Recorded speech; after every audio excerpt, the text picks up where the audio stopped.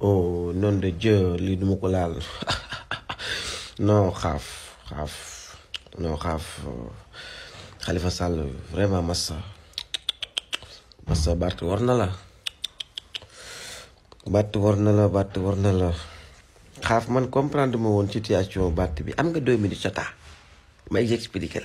la ni la Bart waree am nga xaaf Bart war na la suñu yoon nekku sax mais d'après bi ma déglu affaire yi xoolal parce que man dama xawoon déconnecté mais tey ci dimanche di ma xëy déglu nervi wu Macky Sall boobu nekk TFM ñu tudd sax Badara Gadiaga la moom la kay xam na ñoom ku ne xam nañ ko muy liggéeyal mu expliquer kaawu Bart situation bi li ci mën a am ci procès bi tout ça automatiquement j'ai fait le link en tout cas xaaf Bart war na la ndeke Bart dafa négocier Bart xaaf je suis désolé pourtant Bart wax na ko ci biir wax ji de moom Bart ëpp na ay député xam ëpp na député quoi est-ce que xam nga waxul ëpp na maire dana moom mag député quoi moom mag député maanaam c'est-à-dire ils s'en fout bu fekkee perdre na son maraayu kiiraay xaw ma lan porte mandat wu député am quoi et là day continuer ni Badara Gadiaga expliqué Bart dina mën a continuer nekk maire foofu amul problème bi mooy ci député gi fi problème bi nekk mooy yow sa parrainage ndax yow la parrainé bu ko defee man sax dama juum dama yàpp ko doon 14 député ngeen am ndeke 13 ngeen am donc Bart dafa négocier pour que moom ñu sang ko balaa Macky di wàcc ndax xam ngeen fi dossier bi moom bu dof la ba mu yegg après février 2024 mën na tàng ci moom mais comme que góor gaa ngi ci wetu Macky Sall xam la comme góor gi mi ngi ci wetu Macky Sall Bart Macky xam naa góor gi négocier pour ñu sang la nga set benn yoon ci dossier bi lu ak bu ñu la ñu daan la daan boo xam ne du am répercussion bu bëri ci sa carrière politique et tout mais ñu nan la sang daal yow balaa ngay sa négociation Macky Sall balaa 2023 bu ko defee bu ñu la sangee yow mën na la daan koo xam ne buñ la daanee da ngay continuer nekk maire am ay opportunité xam nga def sa carrière maire nangam ak nangam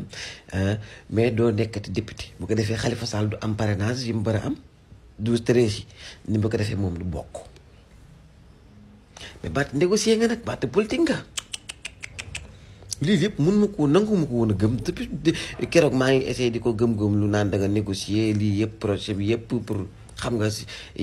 négociation la quoi mais bi ci Badara Gadiaga waxee ak ni mu ci àttoo ak ni mu rafetee wax ne wéy Bart li mu waxoon nee na dina wuy ji justice dëkkam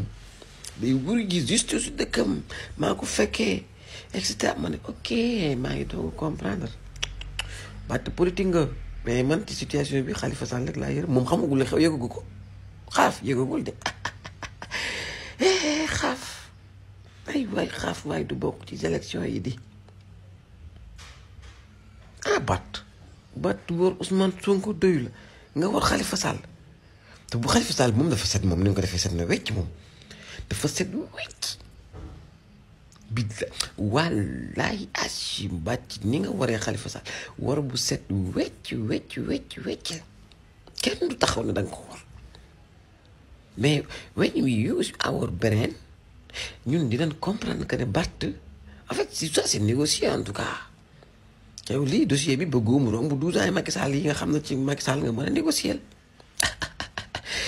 Bart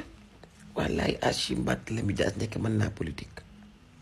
Bart brainstorming nga yàgg sa pap def ngeen brainstorming dugg ngeen ci néeg waxtaan mu de xelal la ci politique lii moom yëfi mag la moom lii nga def nii du yëfi gone yëfi mag la waxal rek Bart jaas Bart ay Khalifa maa ko yërëm yow wallaay Achim Barthélémy Dias moo xorom ndeysaan Khalifa Sall du bokk naa bokk rek finalement du bokk li Khalifa Sall moo xorom rek